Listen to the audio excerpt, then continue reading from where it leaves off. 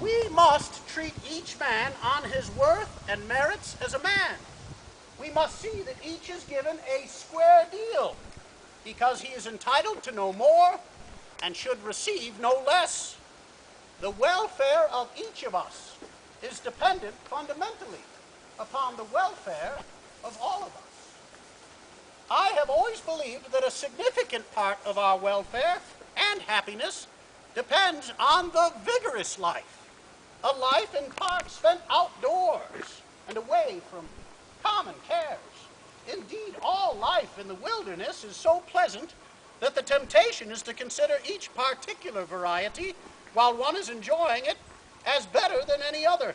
A canoe trip through the great forests, a trip with the pack trains amongst the mountains, a trip on snowshoes through the silent, mysterious fairyland of the woods in winter.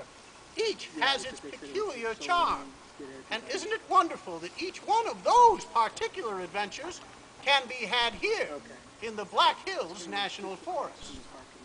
I also believe it is vandalism to wantonly destroy or to permit the destruction of what is beautiful in nature, whether it be a cliff, a forest, or a species of mammal or bird. Here in the United States, we turned our rivers into sewers and dumping grounds. We polluted the air, we destroyed forests and exterminated fishes, birds, and mammals, not to speak of vulgarizing charming landscapes with hideous advertisements. However, in my lifetime, we rang the alarm bell to awaken the American people. Today, the United States Forest Service and our best people work to keep us awake and to inspire us to live up to the ideal, to leave our campground cleaner than we found it. I established America's national forests to be public lands belonging to the whole people.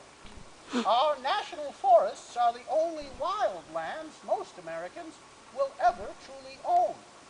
They are essential to our nation as any institution could be, and provide for each of us and all of nature the things we need to be happy.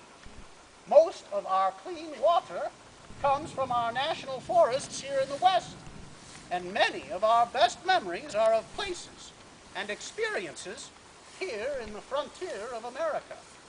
So I will tell you the object of government is the welfare of the people, and these magnificent forests and wild lands are for the welfare of each of us. Conservation means development as much as it does protection. I recognize the right and the duty of this generation to develop and use the natural resources of our land. But I do not recognize the right to waste them or to rob by wasteful use the generations that come after us. And you may pardon me if you find that I'm preaching. One senator one time said, "Mr. President, you're preaching." I said, "That's right. And the presidency is a bully pulpit, too." Finally, this country will not be a permanently good place for any of us to live in unless we make it a reasonably good place for all of us to live in. And the national forests are a cornerstone of building that good place. It is true of the nation as of the individual. The greatest doer must also be the greatest dreamer. Together, Seth Bullock and I and many others dreamt a dream, the reality of which we celebrate today. Public lands for all Americans. Happy birthday to the United States of America and to this wonderful monument. God bless and keep you all. It means a great deal to me that you've come here to celebrate with us today. And on with the mule train! Thank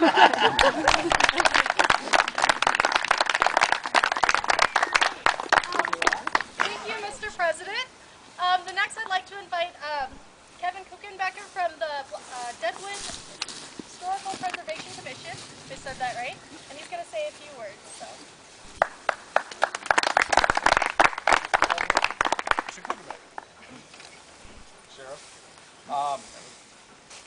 On behalf of the City of Deadwood and the Deadwood Historic Preservation Commission, I would like to thank you for coming out today for celebrating the 90th anniversary of the Friendship Tower behind us, obviously dedicated July 4th, 1919. The Deadwood Historic Preservation Commission is committed to the long-term preservation of this project. In 2005, we provided the Black Hills National Forest Service a $25,000 grant towards the restoration of this grand monument. We hope that the project will continue, will move forward with the restoration and long term, so that in 10 years from now we can come back and celebrate the 100th anniversary of this, and again hope that the President and the Sheriff can come out to be a part of it.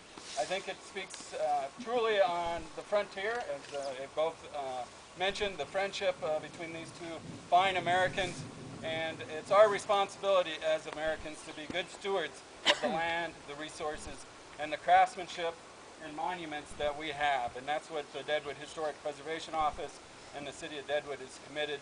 Obviously, July 4th, 1961, we're coming up on the 50th anniversary of the City of Deadwood becoming a National Historic Landmark community. And so projects like this are important to our history and our heritage. So thank you, and I look forward to working with the Forest Service in future projects. Tremendous.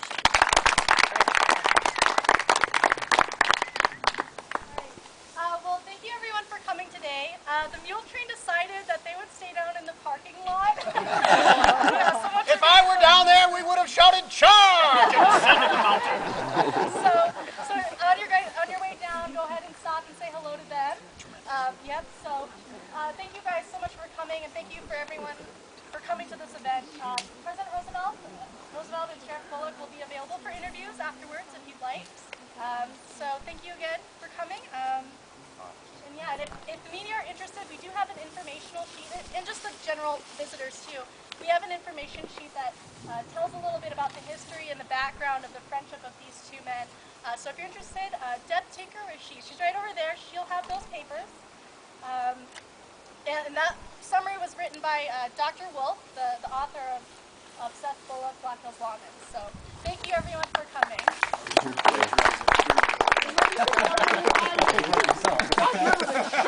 The rain hasn't come yet. When Sheriff Bullock and I were in Europe, I had the chance to accept my Nobel Peace Prize. I spoke at the great universities of Europe, and at the Sorbonne in Paris I made a brief statement which is amongst my most famous that I ever made. Today it is inscribed on the flight deck of the great USS Theodore Roosevelt, the Navy's aircraft carrier, the Big Stick, stationed in Norfolk. And I want each and every one of you to take these words with you today, for when you go back to your home communities, when you do the good work of the Forest Service, you know you will be criticized. Remember what I told the French and I tell you today. It is not the critic who counts, not the man who points out how the strong man stumbles or where the doer of deeds could have done better.